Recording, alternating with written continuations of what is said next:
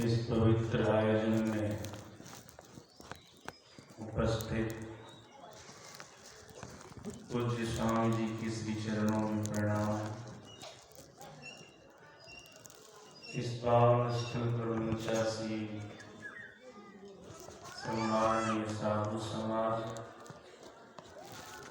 साधक वृंद, परम आदरणीय सत्संग प्रेमी महानुभावों तथा आदरणीय माताओं एवं भक्तिमती बहनों, सप्ताह सत्संग ध्यान शिविर का आज 7वां दिन है। जिस सत्संग में हम आप सभी लोग उपस्थित हैं, यह संत मत का सत्संग है। संत मत सत्संग के द्वारा ज्ञान योग युक्त ईश्वर भक्ति का प्रचार प्रसार होता है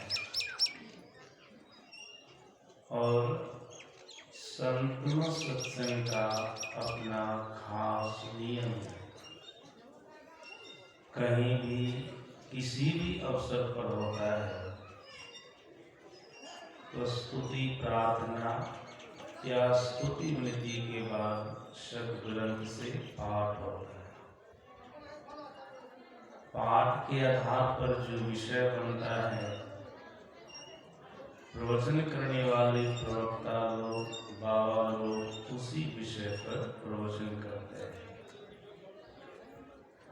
यहाँ संत मत सत्संग के नियमानुकूल स्तुति प्रार्थना के बाद सद्ग्रंथ से पाठ हुआ। पाठ के आधार पर सत्संग का विषय बना ध्यान की महिमा।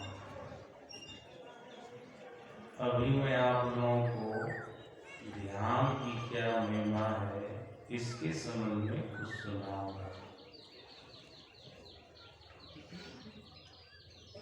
महापुरुषों ने कहीं कृपा की है, ध्यान की बड़ी महिमा है। अभी पाठ में हम आप सभी लोग सुन रहे थे, ध्यान बिंदु उपनिषद के ऋषि कह रहे थे, यदि शैल समं पापं विस्तीर्णं भो योजनं विद्यते ध्यान योगेन नान्यो वेदः तदास्मि। यदि कई योजन तक फैला हुआ पहाड़ के समान पाप हो तो ध्यान योग से नष्ट हो जाता है। इसके समान पापों को नष्ट करने वाला कभी कुछ नहीं हुआ। ऋषि कहते हैं ध्यान करने से पाप राशि का नाश होता है। सज्जनों, आप कहेंगे हमारे जीवन में पाप है, याद रखेंगे आपके जीवन में पाप है। अगर आपके जीवन में पाप नहीं होता तो आपके जीवन में किसी भी प्रकार का दुख तकलीफ नहीं होता। लेकिन ऐसे कोई आदमी नहीं है जो कह सकते हैं हमारे जीवन में किसी भी प्रकार का दुख हमको नहीं है। सबको कोई न कोई दुख है। ये दुख किसका परिणाम है? पाप का परिणाम।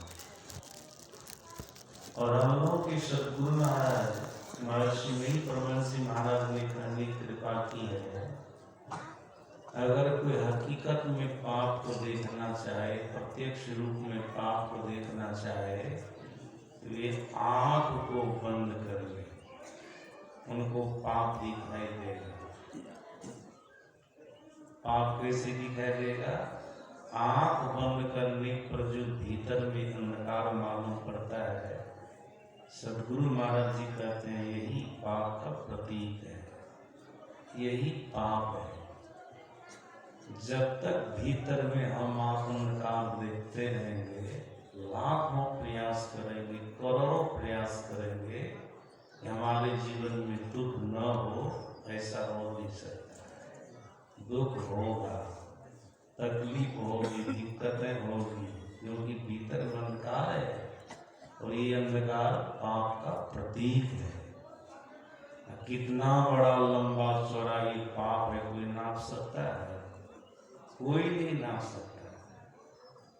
ध्यान करने से यह पाप खत्म हो जाता है, मतलब भीतर का अंधकार खत्म हो जाता है। जब भीतर का अंधकार खत्म हो गया, पाप खत्म हो गया, फिर आपके जीवन में दुख रहेगा? सद्गुरु महाराज जी के प्रवचन में पढ़िएगा या रामचरितमानस सारस्वती में पढ़िएगा, आपको पता चलेगा। गुरु महाराज जी ने कहने कृपा की है, भीतर का अंधकार नरक में जाने की सीढ़ी है। नरक मतलब दुख, भीतर का अंधकार दुख में जाने की सीढ़ी है, नरक में जाने की सीढ़ी है। जब तक आप अपने भीतर में अंधकार देखते रहेंगे, नरक जैसे दुख को भोगते रहेंगे। महर्षि संत श्री परमहंस महाराज ने कहने कृपा की है, जब तक तम है तब तक जम है। तम मतलब अंधकार। जब तक आपके भीतर में तम है मतलब अंधकार है, तब तक आपके सामने में जमराज है। जमराज क्या करता है? जीव को दुख देने का काम करता है, कष्ट पहुंचाने का काम करता है, दुख के स्थान में ले जाने का काम करता है, कष्ट के स्थान में ले जाने का काम करता है। जमराज का यही काम है। ये सब हम आपके जीवन में कब होता रहेगा? जब तक हम आपके जीवन में अंधकार है, ये पाप का पहाड़ है, तब तक हम आपके जीवन में ये दुख आता रहेगा, कष्ट आता रहेगा, विपत्ति आती रहेगी। लेकिन ऋषि कहते हैं, अगर कोई ध्यान करे तो ध्यान से पाप राशि का नाश हो जाता है, अंधकार का नाश हो जाएगा। फिर एक इम्पोर्टेंट बात बोल दी, इसके समान, ध्यान योग के समान पापों को नष्ट करने वाला कभी कुछ नहीं हुआ। इसका मतलब क्या होता है? याद रखेंगे आप लोग, जिस तरह से ध्यान करने पर पाप खत्म हो जाता है, उस तरह से और किसी भी साधन से पाप नष्ट नहीं होता, खत्म नहीं होता।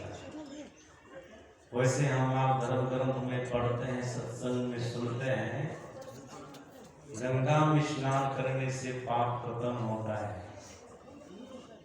धर्म ग्रंथ में एक दूसरे महापुरुष के संवाद को पढ़ने और सुनने से भी पाप खत्म होता है।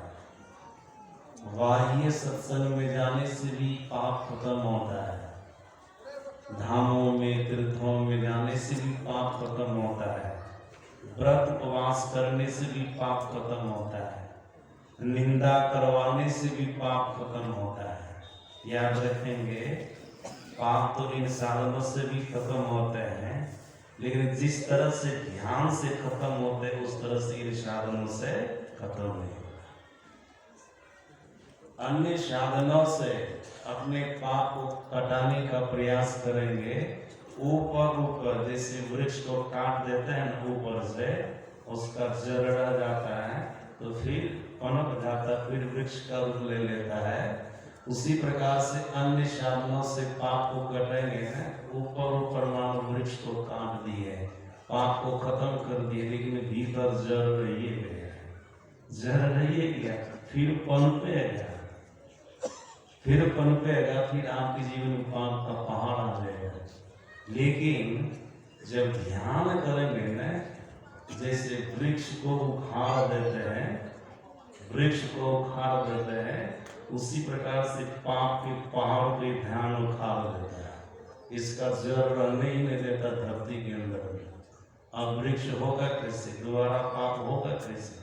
अन्य साधनों को करने से पाप खत्म करेंगे तो फिर आपसे पाप हो जाएगा। लेकिन ध्यान करने वाला साधक कभी पाप कर्म नहीं करता है। मानो उनके जीवन से पूरा जड़ से ही उखड़ गया वृक्ष, इसके समान पाप को नष्ट करने वाला कभी कुछ नहीं हुआ है। मैंने पुराण में पढ़ा, कल्याण पत्रिका में प्रसंग था, और पत्रिका हमारे पास है, पुराण में भी इसका वर्णन है। एक राजा थे, उनका नाम था पृथु, राजा पृथु, धार्मिक विचार के राजा थे। एक बार अपने गुरशाल में घोड़ा का देख रेख कर रहे थे।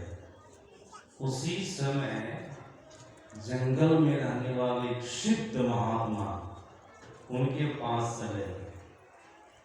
राजा घुड़साल में थे, वहीं पर महात्मा जी कहते, राजन भिक्षाम देहि भिक्षाम देहि भिक्षाम देहि, 3 बार भिक्षा करते रहे। राजा को थोड़ा गुस्सा हो गया। गुस्सा इस बात का, इस महात्मा को समझदारी नहीं है, कहाँ पर क्या मांगना चाहिए नहीं मांगना चाहिए। हम अपनी सभा में सिंहासन पर बैठे रहते, वहां पर भिक्षा मांगते तो चलता, ये घुड़साल में यही पर भिक्षा मांगना शुरू कर दिया। कहाँ मांगना चाहिए, सबका भी नॉलेज ज्ञान होना चाहिए। राजा गुस्सा हुआ इसकी बात से। सज्जनों, गुस्सा में आकर के राजा क्या करते हैं, घुड़साल जो घोड़ा लीड किया था ना, लीड उठाया और महात्मा जी के भिक्षा पात्र में दे दिया, जाओ यही तुमको खाने के लिए दे दिया। घुड़साल में मांगा तो क्या मिलेगा तुमको, घोड़े का लीड ही नहीं मिलेगा, दे दिया उठा कर, जितना कोबा में उठा करके दे दिया। ये सिद्ध महात्मा थे, सच्चे संत थे। याद रखेंगे, कच्चे संत के साथ आप थोड़ा सा भी दुर्व्यवहार करेंगे ना, वो आ जाएंगे, क्रोध में आ जाएंगे, आंख को बोला हो जाएंगे। तो हमारे साथ ऐसा व्यवहार किया है। लेकिन जो सच्चे संत होंगे ना, उनको आप जान से भी मार देंगे ना, लाखों करोड़ों अपमान करेंगे, तब भी आपके प्रति उठा नहीं सकेंगे। कोर कार धरती से काकुट बन रहा है, कुटिल वचन साधु से और से सहाना। जो सच्चा संत होता है वो किसी के भी दुर्व्यवहार को सहने का सामर्थ्य रखता है, शक्ति रखता है। सिद्ध महात्मा थे, सच्चे संत थे। राजा घोड़े की लीड देकर के अपमान किया, तब उन पर क्रोधित नहीं हुए, तब भी क्रोधित नहीं हुए। क्या होता है, महात्मा जी घोड़े की लीड लेकर के चले गए जंगल, अपनी कुटिया के प्रांगण में एक जगह एक स्थान पर घोड़े की लीड को रख दी। उस समय के बाद वही राजा पृथु उसी जंगल में शिकार खेलने के लिए गए। बहुत शिकार को मारे, बहुत शिकार किए। अंतिम में उसी महात्मा की कुटिया के प्रांगण में जब गए तो देखते हैं महात्मा जी की कुटिया के प्रांगण में एक भी घोड़ा नहीं है, लेकिन घोड़े की लीद का पहाड़ है। घोड़ा एक भी नहीं, घोड़े की लीद का पहाड़ है। राजा को देख करके बड़ा आश्चर्य लगा, घोड़ा एक भी नहीं, घोड़े की लीद का पहाड़ है यहाँ पर। महात्मा जी कुटिया में थे, आवाज दिए, महात्मा जी निकले कुटिया से। महात्मा जी से पूछते हैं, राजा आपकी कुटिया के प्रांगण में एक भी घोड़ा नहीं, लेकिन घोड़े की लीद का पहाड़। जहाँ पर पशु होते हैं वहाँ पर उनका गोबर होता है, गोबर होता है, यहाँ पर पशु नहीं, घोड़ा नहीं, लेकिन घोड़े की लीद का पहाड़ है। महात्मा जी तो पाषाण के राजा है, वही राजा है जो हमको घोड़े की लीद दिया था। महात्मा जी अंठा करके बोलते हैं, अंठा करके समझते ना लोग, जानबूझ करके बोलते हैं।